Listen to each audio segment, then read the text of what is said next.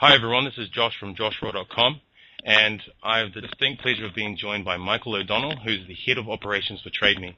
Now, for those who may not be aware, TradeMe is the largest e-com website in New Zealand, and Michael has served with founder Sam Morgan to orchestrate some of the most important deals ever set up for TradeMe. So I'm very grateful to welcome him as a guest, and thank you very much for joining us, Michael. G'day, Josh. No worries. I don't know if I did the most important deals. Probably the most important deal that Sam did was selling TradeMe to Fairfax, which he did all on his lonesome.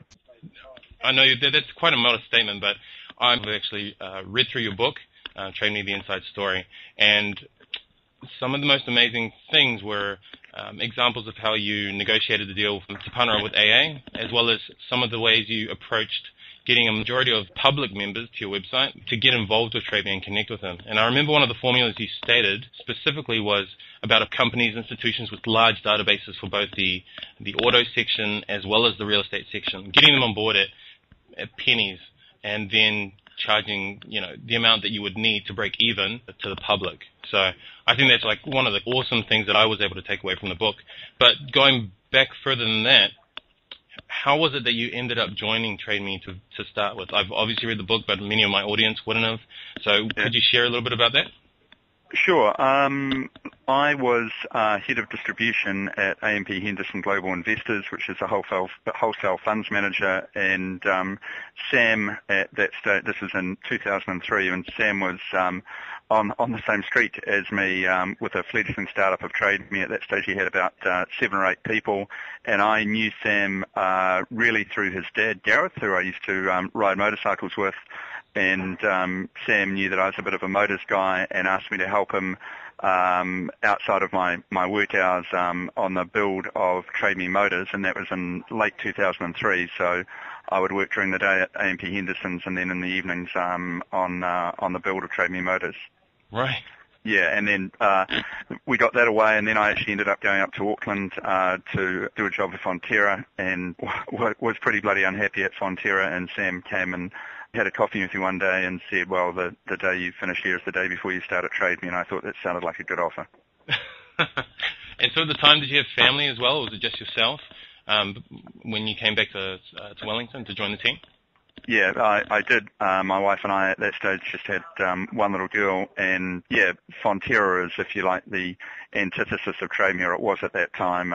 Instead of being fast-moving and ready to adapt and driven by its community, I was finding Fonterra very slow to act, very political, and quite frustrating to get things done. And so, TradeMe seemed like a pretty good option.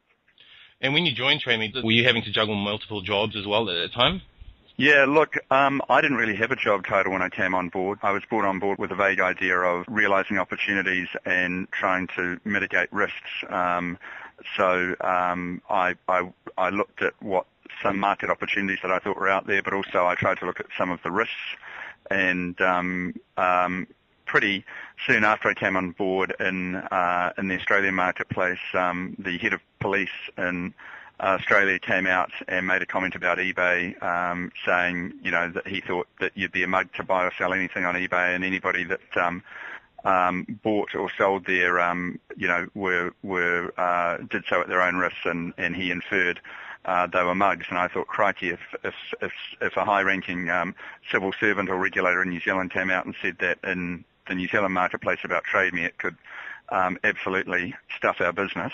Right. And the underlying concern there, the fact that there needs to be trust and there needs to be secure systems, was valid. So I set about both looking at engaging and working with regulators to prevent bad things happening, but when they did, to catch bad guys and put them in jail. So that was part of my role, and the other role was looking in terms of business development, firstly maximising the benefit we could get out of motors, but then and at this stage I became head of commercial, and having got motors out of the way, went about the design and build of property, TradeMe Property, which at that stage was a very narrow marketplace and very much dominated by the Real Estate Institute's website, which at that stage was called Real Ends.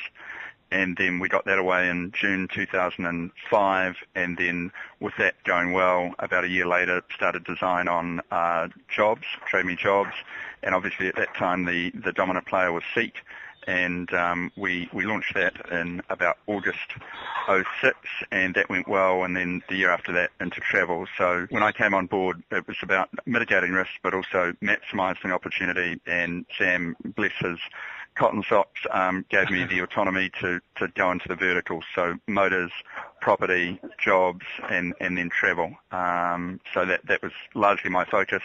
And then I actually left Trade Me for about 9 months and went and worked with Sam's dad, Gareth, and we put together some institutional and superannuation offerings for the investment market, which was great fun. And then I came back, and at that stage I went into the role as head of operations. Sorry, really long answer. No, it's a great answer. And it sums up entirely what I wanted to try and capture in the short space of time that I've been able to glean from your busy schedule. You mentioned the drive to be able to be more secure and present a safer face, not only to the public of New Zealand, but also to the authorities. So can you give one example of how you actually either worked with the police or helped to set up institutions to protect people online and to ensure that there wouldn't be that negative outlook when people would come onto Trade Me? Yeah, look, there's a huge raft of things we've done, but a couple that would come to mind. Firstly, the act that we were able to prosecute most people under initially was obtaining by deception, which is a subclause within the Crimes Act. Now, a pretty vague piece of legislation, but also importantly, the sentencing under it is pretty lightweight in our opinion. So we lobbied government hard to put in what became Section 249 of the Crimes Act, which is misuse of a computer, which allowed you to put people away for 5 years, or in some cases right up to 7 years.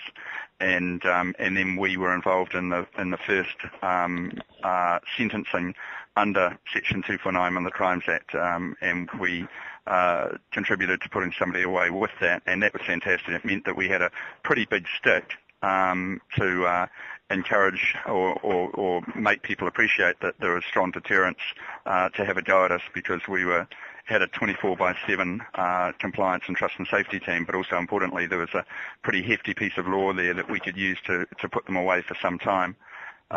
Subsequently, we've been very active in the prosecution space. In the last year, we've participated in about 52 successful prosecutions, which sounds a hell of a lot, but on the other hand, we had about 70 to 80 million auctions close last year. So 52 prosecutions against 70 to 80 million auctions isn't a huge number. Wow, had no idea. We also moved to put in pretty comprehensive trust and safety and policing elements across the site, and also in the early days, customer service and trust and safety was important, but as we saw the possibility for, or the import with which New Zealanders trusted us, we knew that we had to live up to that. So we went about taking that to a 24/7 operation, to the point that now we've got 200 staff at Trade Me, about 91 staff are in my operations team, and the large majority of those guys are focused on providing a safe and trusted environment and stopping bad stuff happening before it happens, but then if it does happen, find the offender and try and put them in the big house and get our people's money back. Right. And one of the cool things that I like about the story and what you've included in the book you actually wrote, how a lot of people are getting involved, and you've been working so hard to ensure that there's legislation. An example is the Act that you mentioned beforehand, to protect people, and people are simply not aware of that when it comes to going online, especially with a small company. So a question I want to put to you is, was a lot of the stuff that you'd had to deal with, both with the police and with other organizations, was that new to you? Was it something you just took on board and learned as you went? Well, look, I think we sat down over a good cup of tea and thought long and hard about it. There are two ways you can do this. You can either engage with the authorities and the regulators and work out an outcome that's best for the public good and create a good public interest, or you can try and ignore it and just carry on your business and not invest in that area and hope you'll get around it. Now, of those two approaches, only one is going to deliver trust, and only one is going to deliver a sustainable business over the medium term. So it was a pretty clear decision. Okay. The other thing we found too is New Zealand is, well, I think it's a pretty easy place to do business, but also it's a pretty easy environment to engage with government. The government, at the time that we first started doing it, they hadn't really thought a lot about the internet and its implications on laws and jurisdictions and implementation, and we would go to them in a very down-to-earth way and say, look, you're looking at making these changes at the moment. Have you thought about the internet? If you do this, and this simply won't work. And as people live more and more of their life online, you'll find yourself getting into more and more problems. And they were pretty receptive to that. So in a less so now, but certainly in the early years, sort of 04, 05, 06, we found ourselves largely being the voice of the internet to government and making them think about the e-commerce and the cyber implications of what they did. And to their credit, after a few not so hot attempts in the early days, they were pretty keen to talk and to engage and to go forward. And yeah, look, I think they've come a long way. Right. And it touches on a great point about how from a business angle you positioned yourself. You were first proactive, so you saw the need, then you predicted how you could assist police and other governing bodies, and then you ended up becoming an authority for both the internet and e-com in general, business in general, when you're doing it in New Zealand. So that's a great example to the small business owners that will be listening to this call. Sure. Well, in each one of the verticals we went into, starting with motors, what we wanted to do was to find two things. Firstly, it was important that we went to market with a consumer-centric offer. And up until the time that we had gone out with motors, or Trade Me Motors, the market was far from transparent and far from level. So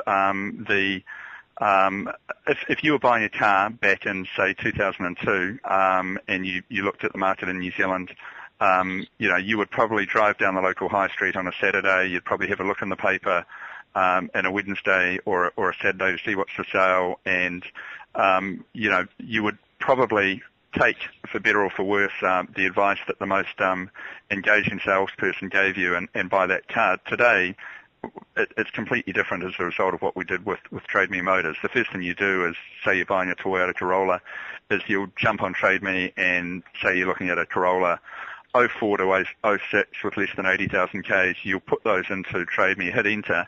You'll find everyone in the country, and you can list them by mileage or by specification or by price, and suddenly you know the width and depth of the market. Then you'll probably do a historical search and see the strike price for ones that have actually sold, and you can see the distance between the asking price and the achieving price. So that means as a consumer, when you then go out and look at a few cars, you actually know the market, you know the basic band, and you're so much more empowered than you were before. And all these little inefficient marketplaces that were often geographic or regional have largely disappeared as a result. And that was a very important selling point that we had, but also it was a selling point that met with some resistance up front. If you're in the field of real estate or cars for that matter, all things being equal, it's an easier job.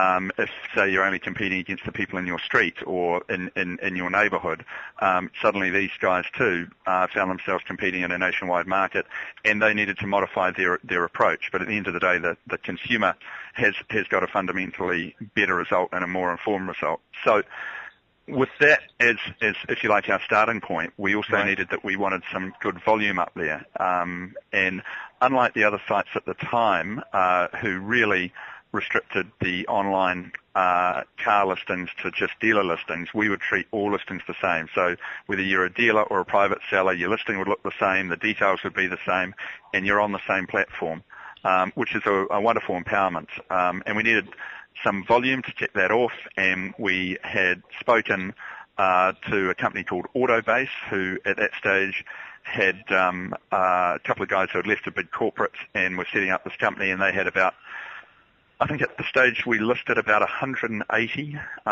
dealers on their books, and they were creating a site for them. And we said, look, why don't we work out a JV here? You guys can go out and be our face to dealers wanting to load in volume, and when they get to your site, you'll pipe them automatically through to us, and in result, we'll be able to give you a much bigger buying audience and much more of a face into the retail market. And they had to think about this and thought it was a pretty good idea. So as a result, when we went live with 0 cars, but within a very short period of time with the JV we had done with Autobase, we were able to go up there with several thousand cars, all dealer cars, but the volume from the dealers would attract the privates to put their cars up, and the fact that the privates were buying on that site would attract the dealers to want to put their cars up. So it was sort of a win-win relationship, and it grew from there. Likewise, when we went into real estate, we were treating private houses and privately sold and privately marketed houses on a level playing field with real estate agent listing houses. And the media at the time misinterpreted what they were going to do. They thought that we were going to be kneecapping agents and fundamentally change the whole selling dynamic. The fact is that selling a house is a pretty stressful and a pretty specialised thing, and most New Zealanders are pretty crap at when it comes to negotiating, which is where an agent often proves their worth. So rather than change the market and take out the real estate agents, what we ended up providing was a fundamentally better forum and a much more trafficked forum for people wanting to sell their house to market through. So in the early days, we approached some of the big real estate companies who were looking more and more towards the web and had been a little bit frustrated with the Real Estate Institute's website at that stage, which was called RealEns. And as you said before, we put together a pretty tempting deal for them, and also we were happy to do some customization that they asked for, and they were prepared to come on board, and that gave us the volume. And then we were able to make a consumer-centric user experience that appealed to our users and to home buyers, and it sort of grew from there. The other thing that helped us at the time is that the Real Estate Institute's website, RealEns, was not great, both from a user point of view, in terms of navigating and page loading and findability, but also it was obviously a manifestation of the real estate agent industry, which wasn't great. Now, to their credit, the Real Estate Institute realised this and employed somebody that he actually did know what he was doing, and he fundamentally rebuilt their site and put up a site that's actually pretty good. But by the time they realised that and moved the last outfit on and brought in this guy and he got a site up, it was a good 18 months, and by then we'd had a great start, and it was going to be hard to hold us back. And right. As it turned out, we did okay. I think you're being pretty kind when you mention that their site was not great. Disappointing. But I like it. I'll leave it as is. You've also gone about getting complementary services to integrate themselves with your website. So an example is Redbook for the motoring division and AA. Now, at this point, TradeMe was set up. Your presence was very strong online. But were there any particular, approaches or steps that you went through in order to guarantee that these other companies would want to integrate their marketing with TradeMe's? Look, there were probably a couple of things there. Firstly, and the kick-off point for this was TradeMe Motors. So we got TradeMe Motors away, and it was going all right, and it passed all the competitors to become the most visited motors site. And we thought when people are buying a car, particularly if they're buying it remotely, for instance, so they're buying something they haven't seen, the genuine ability to employ a skilled person who is independent, that is, if you like, their agent working on their behalf, to go and have a look at the car, inspect it, check everything from compression through to the wheel bearings, through to the interior, through to corrosion, and then email them a copy of that report. That's a pretty valuable thing, and the AA, obviously, it's their bread and butter, and they've got pretty good skills at it. So it was natural to us to go and have a yarn to them, and as it turned out, I went and had a cup of tea and a yarn to Stella at AA, and they were wanting to increase their web footprint, and it just made sense for them and for us. So it was great to get them on board, and as you say, Redbook. The other two big areas for that were insurance and finance. At this stage, there were a lot of dodgy finance companies running around, many of whom would want to buy space on Trade Me. And a lot of people, when they buy a car, they do need finance, and we wanted to be able to direct the people to a trusted provider of a service and somebody that wasn't going to fall over or turn up at 3 in the morning with a piece of lead pipe and take out your kneecaps if you didn't pay it back. So again, we were looking for a trusted provider of a service, and I put together RFPs and went out to a pretty short list of people that we rated that were trusted and secure providers. And initially we put UDC into that spot, but then fairly soon after we shifted to GE Money.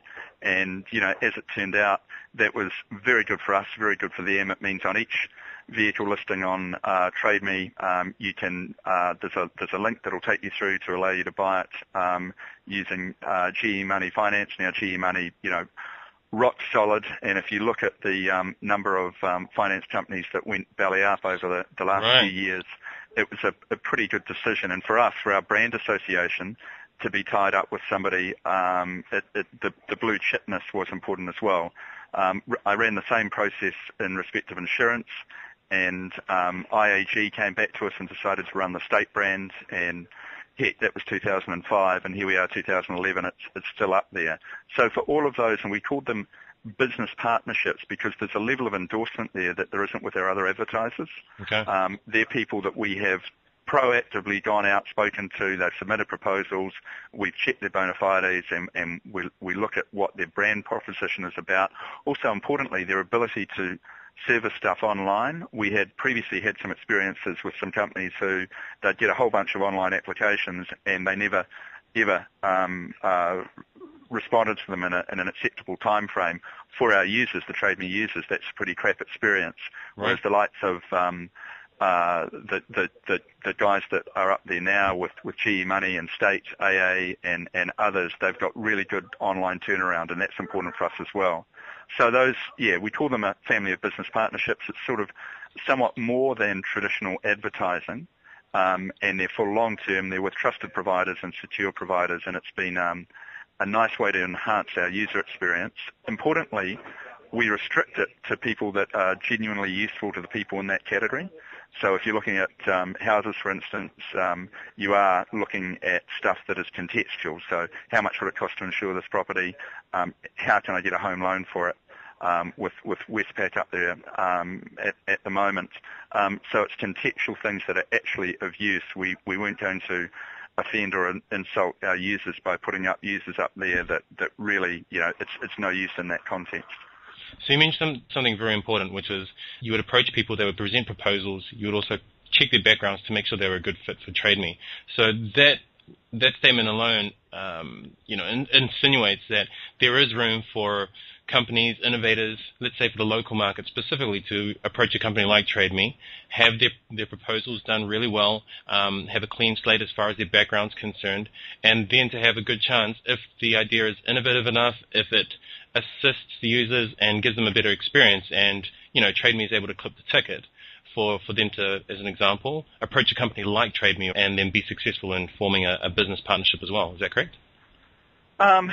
Yeah, look, we get a ton of approaches. We probably get 20 approaches a month from companies. Now, quite often, I guess I'd put them into a couple of categories.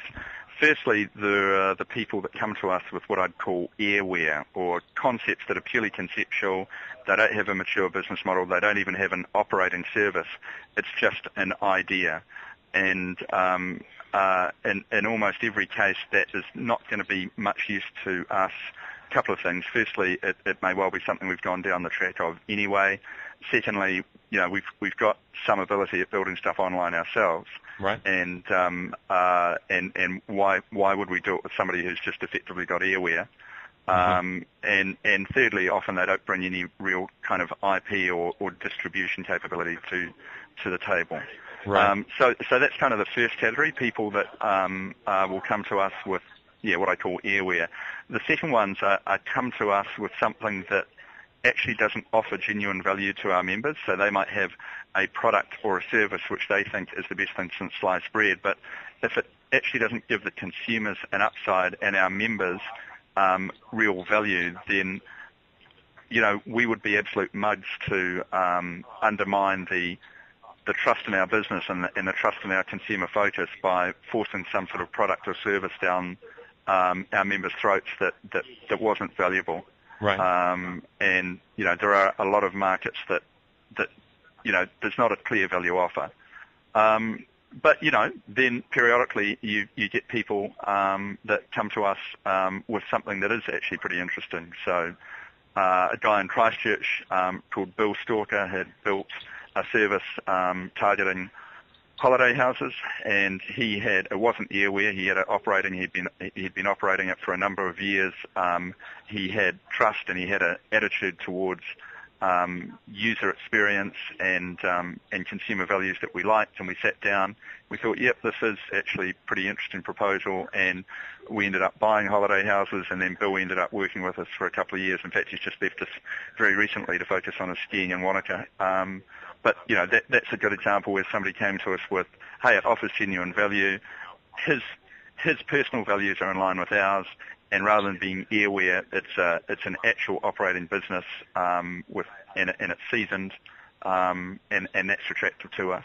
Wow, that's incredible. Those are great tips for anyone that's looking to not only go to approach Trade Me, but any business in general. So to close this off, because you're a very busy man and I do appreciate your time, could you just provide, I guess you've already mentioned the three things people should look for when they're looking to approach a company like Trade Me or other, but is there a number one tip that you could offer small businesses in partnering just to ensure that they're really going to hit the mark? You've already given so much content, but I guess something that always seems to come up again and again with you, maybe other than airware being sent to you 20 times. Yeah, look, what I would say for people looking at things like that is, on the front page of your workbook or on the home page of your tablet, write the words, what's best for consumers, do that, ! Things that further the interest of consumers and create genuine value in doing the right thing for consumers is always going to be a great business model. And if you get to the heart of most marketing claptrap, and a really good definition of marketing is basically understanding and fulfilling consumers' needs. And what's right for consumers, do that. Awesome. Thank you very much for that. Now, for anyone that's looking to get more information about Michael, they can obviously check out the book, Trade Me the Inside Story, as well as connecting with you. Now, are there any other avenues by which people could connect with you? Two things. You can jump on Stuff, and most people don't call me Michael, they call me Mod. And if you just jump on Stuff and put Mike, Mod, O'Donnell, you'll be bombarded with an unfortunate list of my columns and ways to get in touch with me, or my Twitter hashtag is Modsta, Modsta. Awesome. Hey, thank you very much for your time, Michael. Really appreciate it.